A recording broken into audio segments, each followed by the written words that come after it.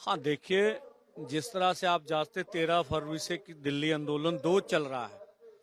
इस आंदोलन को लिए कुचलने के लिए जिस तरह से नेशनल हाईवे पे दीवारें निकाली गई और जिस तरह से फोर्सें लगाई गई, हमारे 433 किसान जख्मी हुए, शहीद शुभकर्ण सिंह शहीद हो गया और हरियाणा में 70,000 के करीब अर्धसैनिक फोर्स लगाए गए। जो मोदी सरकार ने हमें कुचलने का काम किया, जो देश भर में इसका आप समझते बहुत बड़ा विरोध था, तो इलेक्शनों में बड़ा हार मिली और 400 का नारा 240 पे जा पर अटक गया। तो भाजपा सरकार तो इस मामले में बहुत दुखी है किसान लीडरशिप से कि अगर किसानों से टकराते ना तो शायद हम जीत जाते। और ये आंदोलन अभी भाजपा सरकार के लिए, मोदी सरकार के लिए बड़ी सिरदर्दी बना हुआ है। अब अन्य राज्यों में भी इलेक्शन आ रहे हैं, तो मोदी सरकार जिस तरह से केंद्रीय एजेंसियों का दुरुपयोग करती रही है, तो उन्होंने पहले आंदोलन में भी केंद्रीय एजेंसियां इस्तेमाल की थी किसान लीडरों के खिलाफ। इस बार भी आज सुबह क्रांतिकारी यूनियन की मुख्य लीडर मैडम सुखविंदर कौर, उनके घर के ऊपर एनआईए का छापा डाला और उनके पति, उनका बच्चा, उनकी बहू, उनकी 90 साल की माता घर में थी। लंबे समय तक उनके घर को घेर के रखा गया।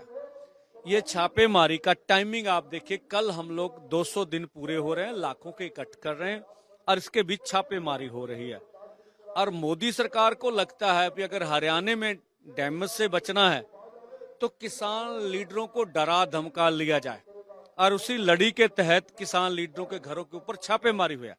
हम दोनों फोरम इस घटना की निंदा करते हैं और आने वाले समय में दोनों फोरम बातचीत करके मोदी सरकार को मुंह तोड़ जवाब भी देंगे। पहले उन्होंने हमारे ऊपर खालिस्तानी होने का टैग लगाया, अब इस छापेमारी के बाद अन्य बातें भी हमारे खिलाफ की जाएंगी, जिस तरह की संभावना से इनकार नहीं किया जा सकता। लेकिन हम देशवासियों को ये आश्वस्त करना चाहते हैं कि ये किसान मजदूर आंदोलन, किसान मजदूरों के लिए ये आंदोलन है। हम एनआईए से, केंद्रीय एजेंसियों से डरने वाले नहीं है। अब देश भर में आंदोलन बड़ा हो रहा है, उसके डर भी है, और हम तब तक मोर्चा जारी रखेंगे जब तक किसानों की पूरी सूरी मांगे मान नहीं ली जाती। हम एनआईए से, किसी एजेंसियों से डरने वाले नहीं हैं, ये हमारा कहना है। हाँ देखिए, आगे हरियाणा में 15 सितंबर को जीत में बड़ी महापंचायत होगी। इसके अलावा 22 को पिपली में बड़ी महापंचायत होगी। पूरे हरियाणा के लोगों के समक्ष हम जो कुछ किसानों के साथ हुआ, अब हरियाणा को याद करवाएंगे। जब हरियाणा के लोग बॉर्डर पर आते थे तो उन्हें कहा जाता था आपका पासपोर्ट कैंसिल कर दिया जाएगा, आपकी जमीन का इंतकाल है उसमें रेड लाइन डाल दी जाएगी, आपके सर्टिफिकेट जो है वो आपको रोक दिए जाएंगे, नौकरी नहीं करने देंगे। किसान लीडर के घरों में नोटिस लगाए गए, पैरामिलिट्री फोर्स ने उनके घरों में जाके कहा आपकी घरवाली उठा के लेके जाएंगे। तो ये सभी बातें, और जो किसान आंदोलन के ऊपर जुल्म हुआ और जो किसानों की मांगे, इन सब के लिए वो सब लोगों के बीच अपनी बात लेकर जाएंगे। कंगना रनौत का एक बयान बड़ी चर्चाओं में है किसानों के लिए, उसको किस तरीके से? हाँ, कंगना रनौत जी अपने जो बयान, इस तरह के बयानों के लिए बड़ी विख्यात हैं। कंगना रनौत नहीं, भाजपा के पास 20-30 लोग हैं इस तरह के बयानबाजी के लिए स्पेशल रखे गए। अब रमनीत बिट्टू जी भी पहले समय में इस तरह की बातें करते रहे हैं, तो अन्य लोग भी हैं, जैसे आरएसएस और संघ ने भी हमारे खिलाफ बयान दिया था कि इलेक्शन में ये बदअमनी, अराजकता फैलाएंगे। वो भी आपने देखा होगा, हमारे ऊपर पहले खालिस्तान के बारे में बात की गई। तो कंगना रनौत के बयानों में कोई दम नहीं है। वो या तो झूठी पब्लिसिटी के लिए या विख्यात होने के लिए, उनकी फिल्म नहीं चल रही उनको चलवाने के लिए, या सारे मुद्दे को डीरेल करने के लिए। तो भाजपा ने ही उनसे बयान दिया, जो हमें लगता है राजनीतिक बयान है उनका। अब जब भाजपा को लगा इस बयान से उनका बहुत बड़ा डैमेज हो गया, हरियाणा की इलेक्शन है, सूबे में इलेक्शन, तो उस बयान से किनारा कर लिया। हम तब से मांग कर रहे हैं कि अगर वो एमपी है भाजपा की, तो उनके खिलाफ पार्टी की जाब्ता कार्रवाई होनी चाहिए। अगर वो जाब्ता कार्रवाई नहीं करते, पहला एयरपोर्ट के कांड के बाद उनका बयान आ गया, ये दूसरा बयान आ गया, अगर तीसरा बयान आ जाए तो हम क्या मानेंगे भी वो भाजपा का ऑफिशियल बयान है। अगर भाजपा इस तरह के लोगों के ऊपर कड़ी कार्रवाई करे तो शायद कोई इस तरह का आगे का बयान ना दे सके।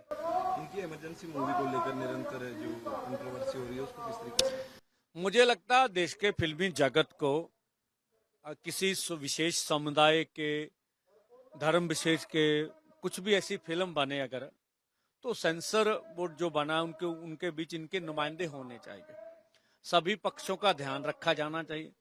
अगर किसी समुदाय धर्म विशेष के खिलाफ उनकी भावनाओं को भड़काने की इस तरह की कोई बात है तो सेंसर बोर्ड को सेंसर करनी चाहिए। तो ये संवेदनशील मुद्दे हैं, इनका ध्यान रखा जाना चाहिए।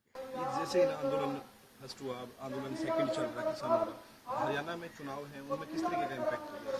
हाँ देखिए, अगर जो सरकार किसानों के ऊपर गोलियां चलाएंगी, पिछले आंदोलन में जो चिट्ठी लिखी, 2014 से पहले जो वादे किए कि C250 के अनुसार फसलों के दाम देंगे, फिर बोला कि आप घर जाइए MSP गारंटी कानून बनाएंगे, फिर ये कहा गया कि पहली कैबिनेट मीटिंग में किसान मजदूर का कर्जा खत्म कर देंगे।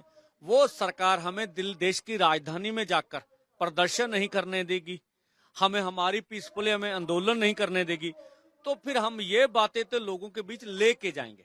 किसको वोट डालना किसको नहीं डालना ये लोगों की मर्जी, पर हम हरियाणा को कहेंगे कि शहीद शुभकर्ण को नहीं भूलना, जो इन्होंने हमारे ऊपर जुल्म किए उनको नहीं भूलना। इन बातों को ध्यान रख के वो वोट करें, अब कहां करनी। For exclusive and insightful videos, subscribe to our new channel ABP Live Premium.